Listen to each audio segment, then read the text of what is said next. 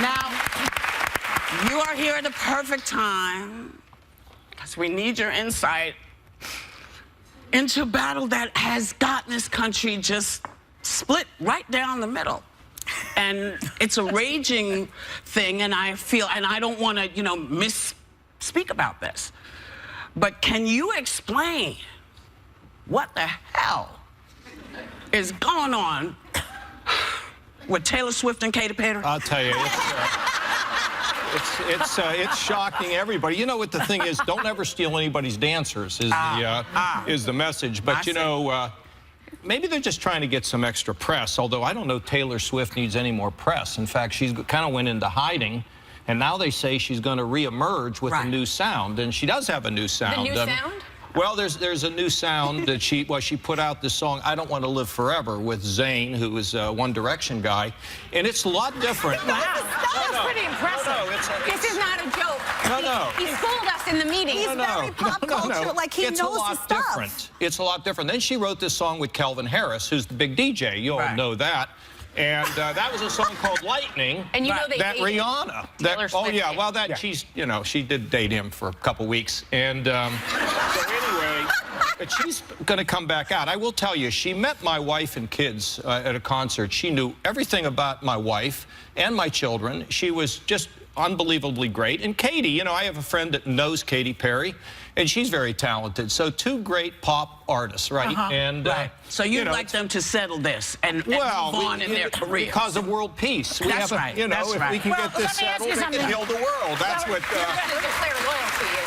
Steve, what do you think you can do about Jared Kushner and Steve Bannon in that case? Well, I'm going to bring both Katy Perry and Taylor Swift to see that. Get in the middle of this. I like that. This thing fixed, right? Well, for a new sound. That's right. Yeah, for a new sound. Governor, you are so pop culture savvy. I learned so much from you in the green room. Girls. He knows, but no, man, it's impressive. Everybody says the reason why, like I went to Rock on the Range on Friday night. I wanted to see Soundgarden, and Chris Cornell unfortunately died because of drugs. And but because I like pop culture, you can do it till the day you die. And I find it interesting, and I find it a nice break from the world of debates and all those kinds of things. I love it because typically politicians are not good at that stuff, and it makes it hard for them to relate to people. But you, man, you should have brought this up in the debates. Look, only if I would have yelled at somebody and insulted them, then it would have worked. But maybe. But I have to tell you, it's. I think the pop culture is really interesting. It's a reflection of who we are, and I like it. Now, my girls are 17 years old, and frankly, I know a few things that they don't know. Well, so, we know that you know about this too. He's one of those cool dads. Yes, right. The new. Yes. Politicians need to relax. Not worry about re-election all the time. Well, and maybe they need to do some homework, which brings me to this. The new budget proposal was just released, and it's pretty much what we've been predicting. Cuts to food stamp programs, Social Security, disability payments, the EPA, federal employee retirement benefits, and huge sweeping tax cuts so the richest Americans can stay the richest Americans. Is there really anything to say about that? To that point, Mulvaney, who is his budget director, he's the budget director, he said something so weird. He said, I think the first time this is in a long time that an administration has written a budget through the eyes of the people who are actually paying the taxes. You also have to have compassion for the folks who are paying it. So in other words, where's the compassion for the rich? No, that's not what he's saying. That's basically what he said. What he's saying is, there's stats on that. The top 1% paid 45.7% of all federal income taxes. The top 20% in this country pay 80% of all income taxes. So what he's trying to say, and I agree, it's inartfully said, is that there are a lot of people who their tax money is being funneled into the system. And guess what? You keep running out of, like Margaret Thatcher once said, eventually you run out of other people's money. So he's saying, let's create a plan that doesn't need to penalize job creators and people at the top because it's providing opportunity for all. I don't know that this does this, but that quote does resonate. We do have a big gulf between the rich and the poor. So we need to bring down the corporate taxes because people are stashing their money in Europe. We need the money back here. But secondly, there is a tax cut for small business. Wait a minute. There's also a tax cut for small business. That's right. But honestly, I think the rich are doing pretty well. And I kind of like tax cuts being directed at the middle class and the working poor. Yeah. And the other taxes, you know, especially for small businesses, if we bring those down, we will have more jobs, people will be able to go to work. It's ironic, but let's Governor. not worry about the top 1%. Exactly, but it's kind of ironic that the people who are going to be hurt the most by this particular budget, if it ever, God forbid, goes through, are the exact people. Are the exact. Zero chance. It's going to be on the spectrum, though, and these are the exact people who voted for Trump. Well, they're the ones getting screwed. Well, why do people vote against their own interests? Well, first of all, they don't know what's in this budget. Who does? I mean, I don't think anybody in here is laying awake. But here's what I know.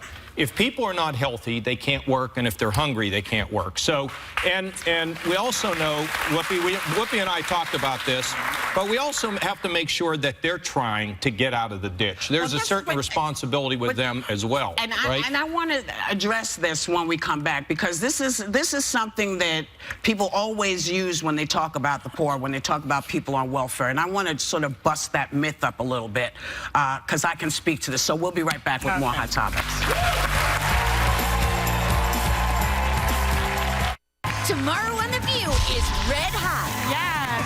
Because you know we're getting into the hottest topics around. Oh, boy. Plus, our political views on fire when Donald Rumsfeld faces the ladies. Oh. Wow. And still ahead, hip-hop superstar 2Chainz raps about getting political at the Hot Topics table. And Syrian refugees and their families are getting a tour of the land of the free around NYC with Whoopi.